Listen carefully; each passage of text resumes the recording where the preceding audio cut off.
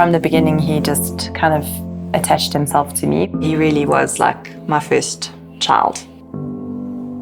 In December, we'd gone away for a week and our tenant was here. And we also had somebody coming to feed the dogs twice a day. We got a message after New Year's to say that Jock is missing. The dogs had been very distressed because of the fireworks, and we had a wooden kind of fence, and the dogs were so scared that they bashed their way through that fence. He thought it was Jock that had gone missing, but it was actually Marcus. I phoned all the vets, I put it on Facebook, I put it on all the street WhatsApp groups just to see if anybody had seen him. I went to the SPCA and nothing. I assumed he'd been taken in by somebody because he's microchipped, then thought he was probably dead because we just had no leads at all after about 2 weeks. Yeah.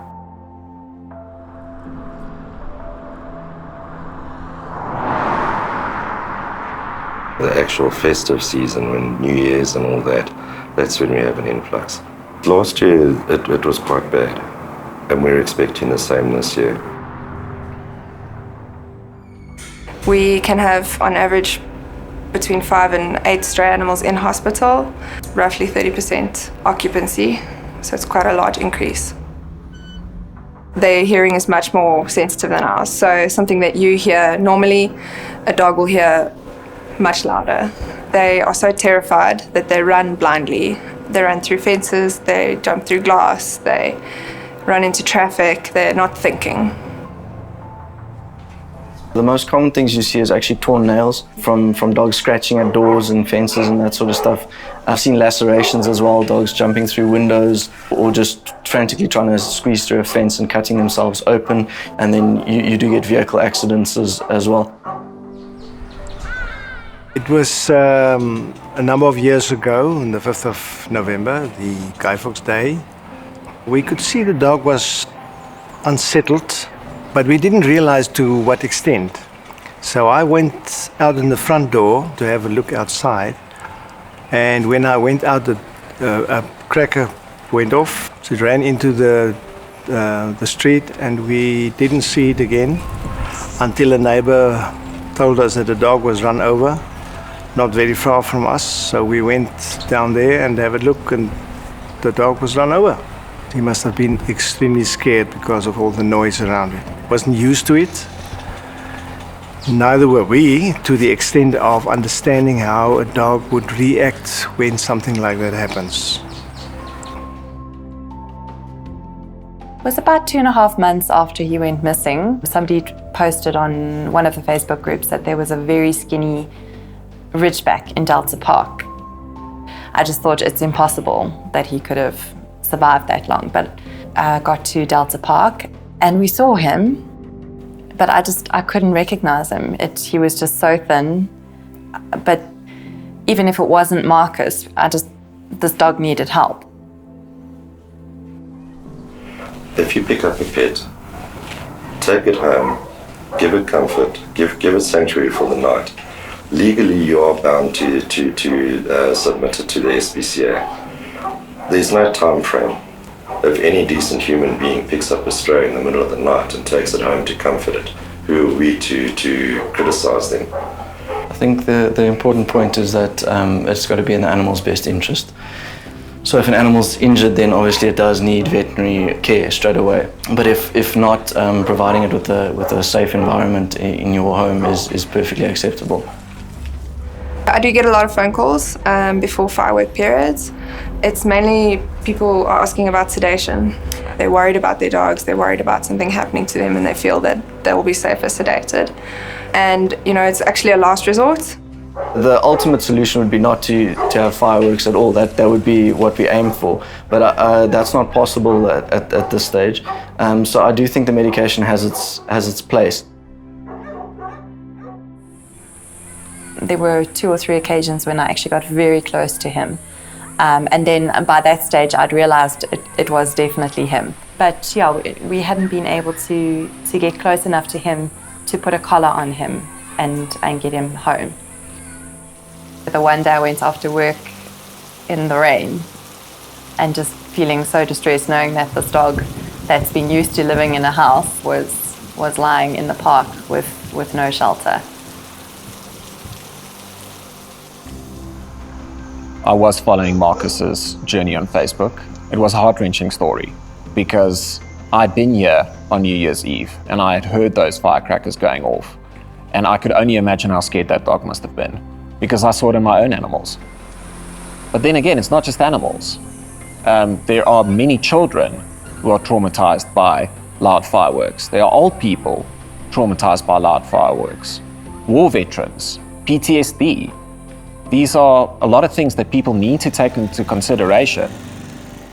The whole point behind shushblairgowrie is responsible fireworks use. Now, there are legal times when you are allowed to let off fireworks. We don't dispute that and we don't want to change that. There are sparklers on the one end and there are widowmakers on the other end. We are trying to stop the widowmakers because they're the ones that cause the trauma.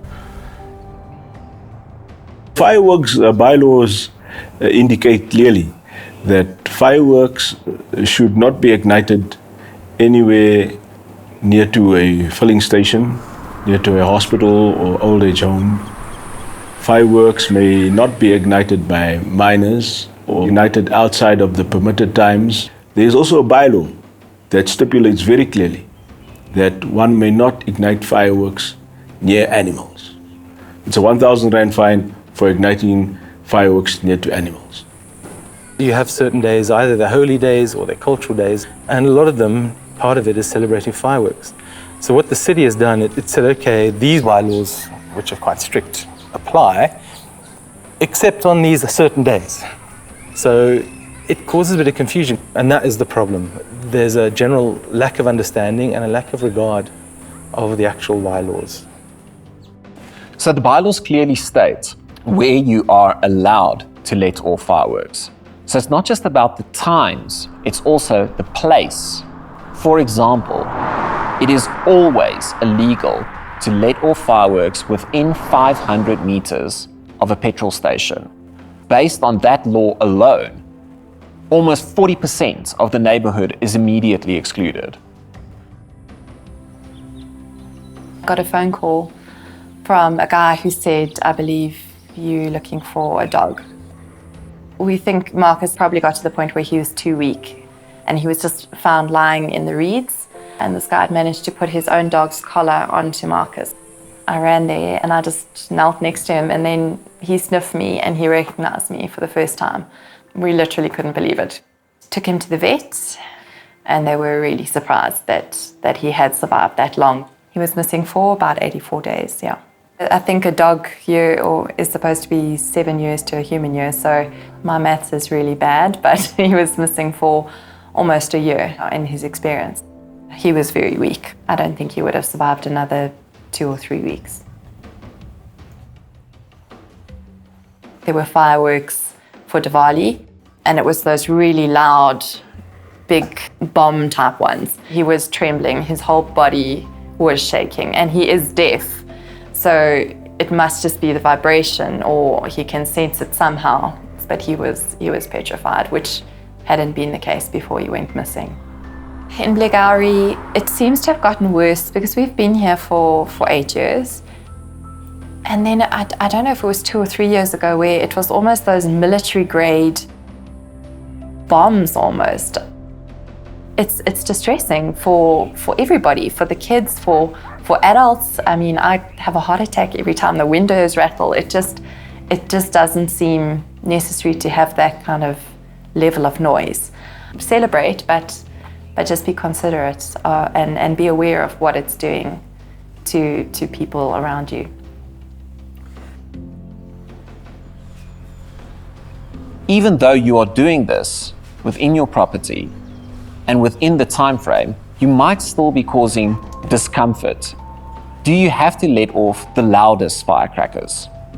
Isn't there a middle ground that you can find? Do you have to continuously do it? Cracker after cracker after cracker after cracker. Perhaps you can go to your neighbors ahead of time and saying, listen, we're having a party tonight. and we are planning on letting off firecrackers, is that okay? It's just taking other people's homes, other people's preferences into consideration as well. Having said that, the same goes for the opposite party. People do often enjoy this. People do it for religious reasons. People do it for celebratory reasons. There are times where you are legally allowed to let off fireworks. Responsibility also starts with pet owners. You must make sure that your pet is properly tagged. You must also try and keep your pet safe. If you're going away over the festive period, make sure that your pet is looked after. This issue is only going to be addressed by working at it from all angles. It starts with having a conversation within a community about how we best can make compromises for each other. And that's what consideration is about. Look, you can phone the call center of the Metro Police. The individual will then be given a call number or a log number so that the officers can respond to the complaint. However, I want to mention that there are permitted times for the igniting of fireworks, especially over the Christmas and New Year period, on Christmas Eve, on Day of Goodwill, on New Year's Eve, and New Year's Day fireworks may also be ignited. You see, over the festive period, particularly there are huge operations by the Metro Police where a lot of fireworks get confiscated because fireworks are then sold indiscriminately and in places where it may not be sold. Any street trader may not sell fireworks, and the reason for that is because fireworks must be stored in a suitable place without causing any safety hazard. Fireworks are an explosive. I know that when I was a child, some of my friends were injured by fireworks going off. That's one of the reasons we have the bylaws, is to ensure that there's adult supervision. Part of it is danger to humans and also danger to animals, of course, but danger to property. You know, if you fire a rocket up into the air and it comes down on a thatched roof or very dry grass, it can cause quite a serious fire. People do not always understand the impact on animals. We understand what is happening, so we can handle it. An animal doesn't understand what is happening, and an animal cannot handle it. He or she acts according to what I would say basic animal instinct is. That kind of noise, I'm not talking about general noise, it is all of a sudden, it is like a gunshot.